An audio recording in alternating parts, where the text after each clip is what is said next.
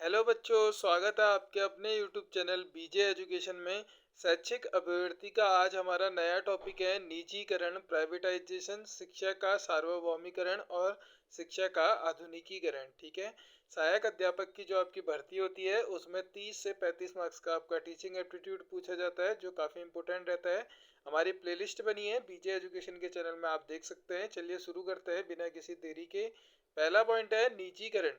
निजीकरण से तात्पर्य सरकारी संपत्तियों, फर्मों और संचालन के स्वामित्व या नियंत्रण को निजी निवेशकों को क्या है, हस्तांतरित करने की प्रक्रिया है। यानी जो भी आपकी सरकारी संपत्तियां हैं, फर्म हैं, उनका संचालन आपका निजी निवेशक करेंगे तो वो आपका प्राइवेटाइजेशन कहलाएगा या निजीकरण कहेंगे। स्थानांतरण की यह प्रक्रिया आम जनता को शेयरों के निर्गम और बिक्री या एक मुश्त वितरण का रूप लेती है। अर्थात निजीकरण व्यवसाय, उद्यम, एजेंसी या सार्वजनिक सेवा के स्वामित्व के सार्वजनिक क्षेत्र से निजी क्षेत्र या निजी गैर लाभ संगठनों के पास स्थानांतरित होने की घटना या प्रक्रिया है। ठीक है, तो आप समझ गए होंगे निजीकरण क्या है। जो भी आपकी सरकारी संपत्तियां हैं और शेयरों के निर्गम, बिक्री या एकमुश्त वितरण है, उनका आपका निजी निवेशकों को हस्तांतरित करना ही क्या कहलाता है, निजीकरण कहलाता है। आगे है आपकी विस्तृत व्याख्या। अगर सरल अर्थों में कहें, सरल शब्दों में, जब सरकार अपने किसी विभाग, कंपनी या सेवा जैसे रेल, बैंक या बिजली को किसी प्राइवेट व्यक्ति या कंपनी को बेच देती है या उसका प्रबंधन उन्हें सौंप देती है, तो इसे निजीकरण कहते हैं।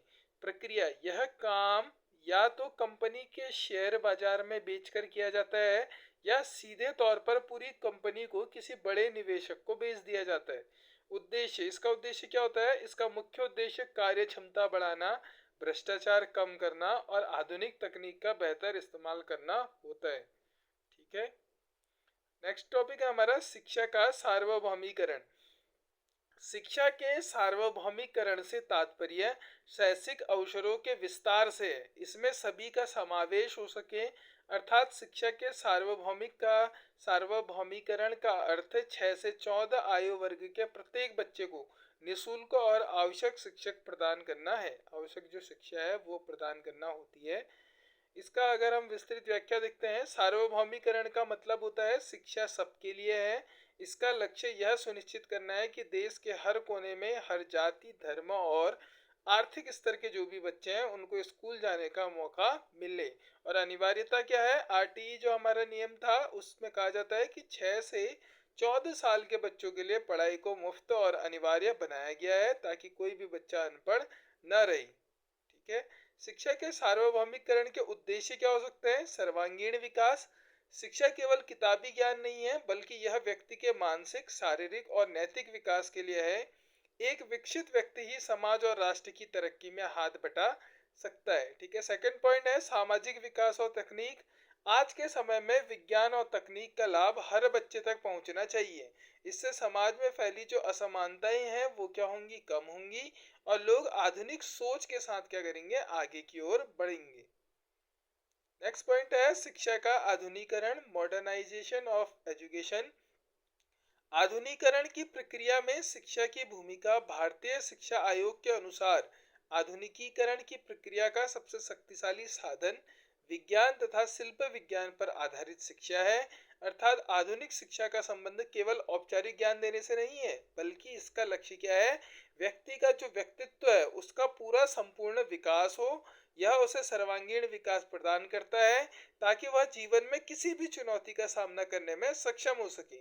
और सामाजिक सुधार के लिए आंतरिक क्षमता, जो उसके अंदर की कैपेबिलिटी है, उसका उपयोग कर सके। ठीक है। विस्तृत व्याख्या में देखते हैं, आधुनिकीकरण का मतलब सिर्फ नए गैजेट्स का इस्तेमाल करना नहीं है, बल्कि सोच को तर्कसंगत, क्रिटिकल या रीजनिंग कह सकते हैं आप, और वैज्ञानिक बनाना। यह अंधविश्वासों को छोड़कर प्रमाण और तर्क पर आधारित शिक्षा पर जोर देता है। आधुनिक शिक्षा छात्र को इस काबिल बनाती है कि वह बदलती दुनिया की नई समस्याओं और चुनौतियों जैसे तकनीक, टेक्नोलॉजी, वैश्विक प्रतिस्पर्धा का डटकर सामना कर सके। ठीक है। यह व्यक्ति के अंदर वह समझ पैदा करती है जिससे वह समाज में जो भी व्याप्त बुराइयां हैं उनकी पहचान कर सके और सुधारने के लिए जो उसकी आपकी आंतरिक शक्ति है उसका प्रयोग कर सके। आधुनिक शिक्षा के उद्देश्य क्या है? सशक्तिकरण, छात्रों को ज्ञान के माध्यम से इतना शक्तिशाली बनाना है कि वो अपने जीवन के निर्णय स्वयं से ले सके। व्यवहारिक जीवन शिक्षा केवल परीक्षा पास करने के लिए नहीं, बल्कि वास्तविक जीवन में आने वाली मुश्किलों को कुशलता से हल करने के लिए होनी चाहिए। और सकारात्मक योगदान, शिक्षित छात्र समाज में सकारात्मक बदलाव जैसे पर्यावरण संरक्षण, समानता के लिए प्रेरित होना चाहिए। यह हमारे किसके थे? आधुनिक शिक्षा के उद्देश्य। चलिए कुछ एमसीक्यू देखते हैं। पहला है, निजीकरण का मुख्य अर्थ क्या है? ऑप्शन है सरकारी नियंत्रण बढ़ाना, सार्वजनिक संपत्ति को निजी निवेशकों को सौंपना, नई सरकारी कंपनियां खोलना, या करो टैक्स में वृद्धि करना। तो इसका राइट आंसर है आपका सार्वजनिक संपत्ति को निजी निवेशकों को सौंपना। दूसरा प्रश्न है, शिक्षा के सार्वभौमिकरण के तहत किस आयु के वर्ग को शामिल किया गया है? ऑप्शन है 3 से 10 वर्ष, 5 से 15 वर्ष, 6 से 14 वर्ष, या 0 से 18 वर्ष। तो जो आपका 6 से 14 वर्ष है वो इस आयु वर्ग के अंतर्गत आता है। अगला प्रश्न है प्रश्न संख्या 3, भारतीय शिक्षा आयोग के अनुसार आधुनिकीकरण का सबसे शक्तिशाली साधन क्या है? ऑप्शन है केवल इतिहास पढ़ना, विज्ञान तथा शिल्प विज्ञान पर आधारित शिक्षा, खेलकूद, या धार्मिक शिक्षा।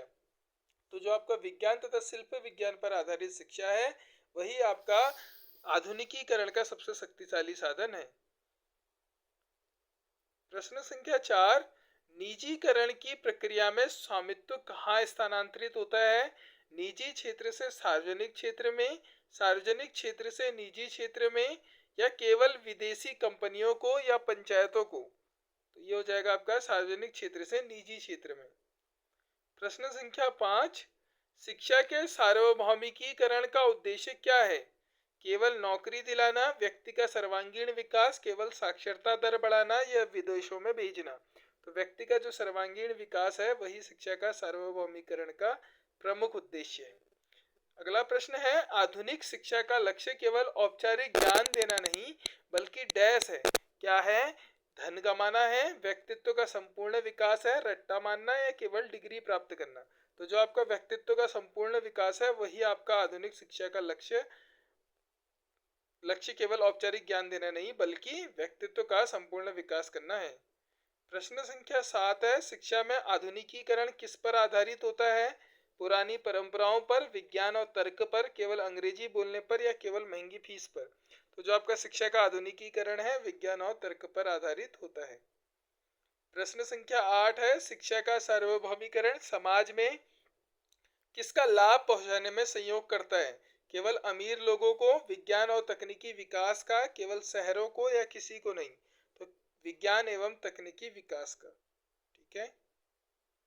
प्रश्न संख्या 9 है, आधुनिक शिक्षा प्राप्त करने के बाद छात्र किसमें सक्षम होता है? केवल घर बैठने में, व्यवहारिक जीवन की चुनौतियों का सामना करने में, समाज से कटने में, या पढ़ाई छोड़ने में? तो जो आपका व्यवहारिक जीवन की चुनौतियों का सामना कर सकता है यदि वह आधुनिक शिक्षा प्राप्त करने में सक्षम हो सके। प्रश्न संख्या 10 है, निजीकरण की प्रक्रिया का एक रूप क्या हो सकता है? सरकारी बजट बढ़ाना, शेयरों का निर्गम और बिक्री, मुफ्त राशन बांटना, या स्कूल बंद करना? तो शेयरों का जो निजीकरण है उसका आपका एक रूप हो सकता है शेयरों का निर्गम और बिक्री। ठीक है। यहाँ पे आज का वीडियो हमारा समाप्त होता है। यदि बीजे एजुकेशन के चैनल में पहली बार आए हैं तो चैनल को सब्सक्राइब करें। वीडियो थोड़ा भी इंफॉर्मेटिव रहती है तो ज़्यादा से ज़्यादा शेयर करें। मिलते हैं नेक्स्ट वीडियो में, तब तक के लिए अपना ध्यान रखें।